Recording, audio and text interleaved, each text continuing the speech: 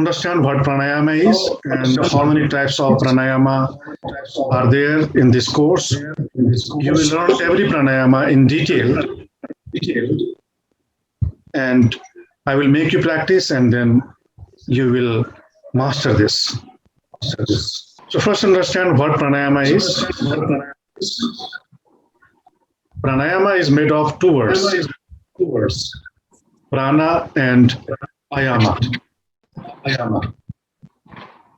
So you must understand this pranayama, an essential component of yoga and an important practical part of yoga practice. If you don't practice any asana without applying proper breathing technique, you'll not get benefits as required, or optimum benefits, you'll not get that. So to exploit the much benefits, or as much as benefits you could from an asana, is applying your awareness, means techniques, okay, mind, and second, breathings. These two are very important. While doing an asana, you use your mind. Where? In what? Your mindfulness should be in action while doing asana. And what kind of mindfulness practice should be practiced while doing asana is your entire mind should be watchful, because your mind can see 360 degrees your body. Even you have eye in your back of the head.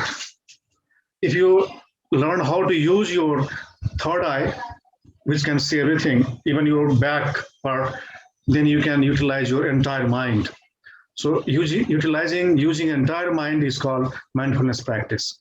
Using the complete awareness is called mindfulness practice or meditation. Meditation is nothing but using your entirety, using your entire being, entire mind, entire intelligence is called meditation.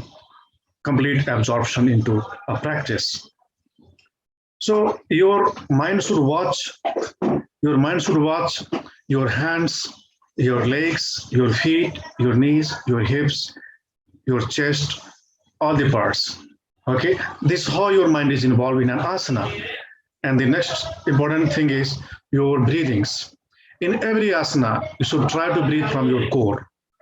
Okay, you should try to breathe from your core muscles. You must remember this. This fundamental practice of breathing, you must remember. Never forget this.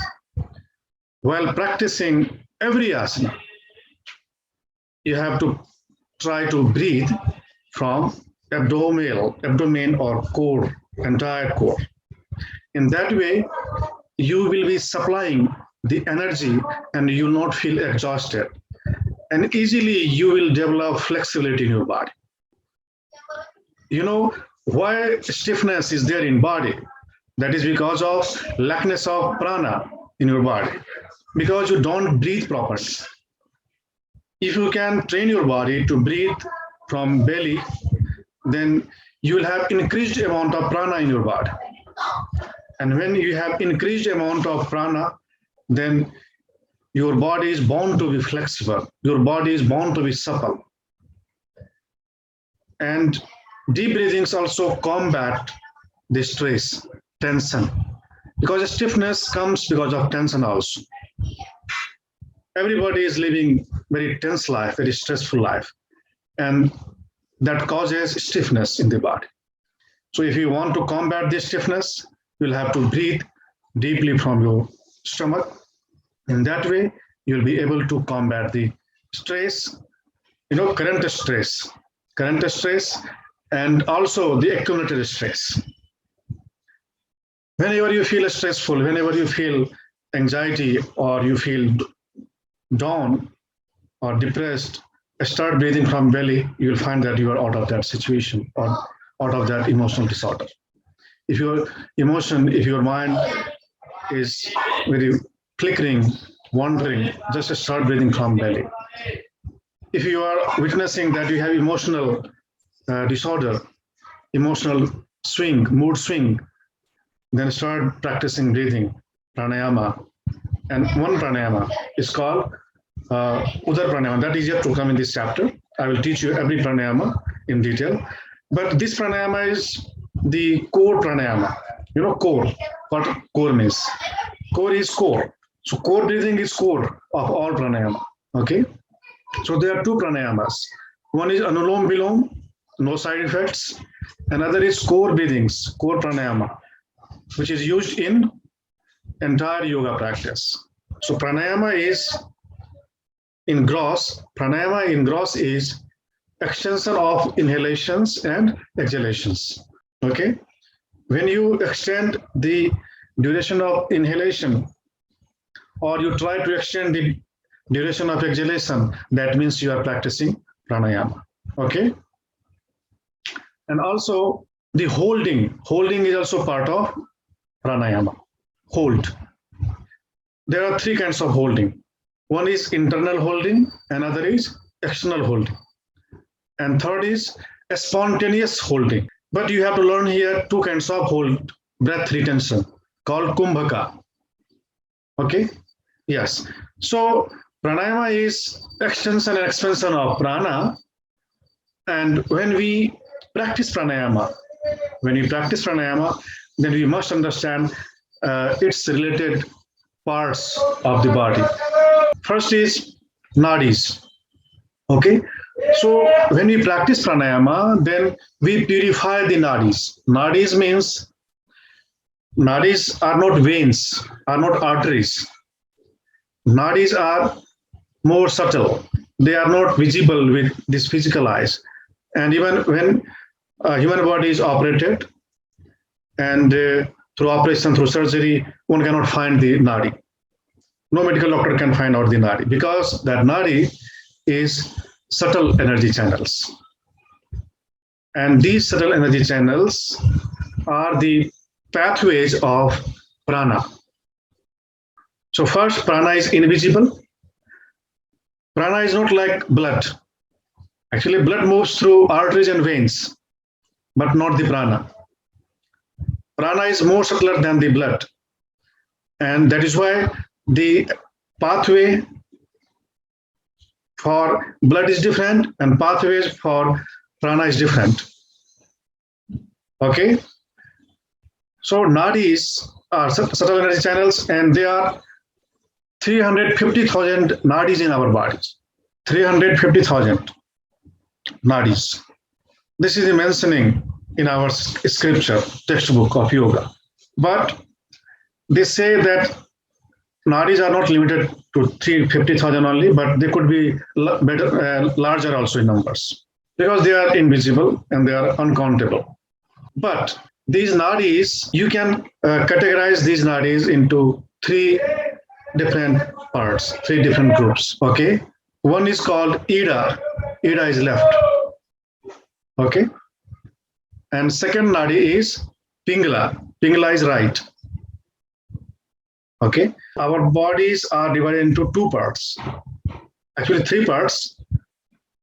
So central is Sushumna. So these are three main nadis, and they control all these innumerable nadis. So if you understand these three nadis, and if you work on these three nadis, then you can work on all these peripheral nadis. Okay. So human body is divided into three parts. One is left, other is right, and third is central. Okay. When you breathe through left and breathe through exhale, then you heal, you enhance, you detoxify the left nadi called Ida. And Ida nadi is called in Chinese yin, and Pingala is called yang. And Ida or the left is feminine and right is masculine. Left is called moon, Chandra. Okay, this sun, this moon. And right is sun.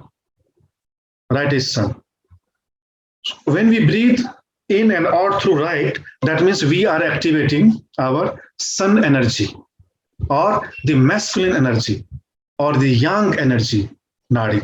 And left is cool and right is hot, garm. So when we have cold or running nose or sinusitis, in these cases, if you can activate your right, then you can combat these issues. Okay. So to activate, there are different techniques. We'll talk about how to activate later, but first understand these nadis.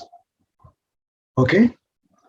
So when you breathe in and breathe out through left only, that is activation of the left, means cool. When you breathe in and breathe out through right only, then that is activation of right. But when you breathe with alternate, that is activation of central nadi. Central. So central nadi is the royal path, the main channel, and all these two get merged into this. Okay. So pranas, your blood keeps moving, your blood circulates in your entire body, and that doesn't affect your energy in moods or mind or consciousness. But prana affects your energy in moods and mind. So if your left is dominant, your body will become cool. Though your blood is circulating entire body without any obstruction. But if your left is dominant, then you will have cooling effect in your inside energy. So there is a chapter energy anatomy, and that comes under energy. Okay. But when your right is active, then you will have hot humor in your body active. This is related to Ayurveda also. Okay. Doshas, vata, pitta, kapha. Pitta and kapha. So pitta is fire and kapha is water. So by this pranayama, you can balance the Ayurveda also. You can balance these doshas. So there are three major nadis. Next, when you talk about pranayama or when you practice pranayama, then we, in addition to nadis, we work on chakras also. So every pranayama activates and balances the chakra, the corresponding chakra. Okay. Next is koshas, 5 koshas. So through pranayama, we heal our 5 bodies. Koshas means sheath. SHEATH, sheath. Sheath means cases, cases. So we have 5 bodies. Please come on the page number 87. And you can see Ida, Pingla, and Sushumna in the picture. Okay. So that looks like serpent, but that is not serpent actually. That is not serpent. The energy moves in this way, like snake. Yeah, that is the movement of energy. Energy moves in this way, like this. So these are 3 energy channels. Okay. Now, come to chakras. There are 7 chakras in our bodies, and all these chakras are activated, balanced through pranayama. Okay, every pranayama affects with corresponding chakra. Every pranayama is connected with a specific chakra. Okay, like Anulom Vilom pranayama. Some pranayama is connected with different chakras. Like Kapalbhati. Kapalbhati is connected with solar plexus and the crown chakra. These 2 chakras mainly. But also they activate the heart chakra, the throat chakra, third eye chakra. They also activate. But mainly the navel and the crown.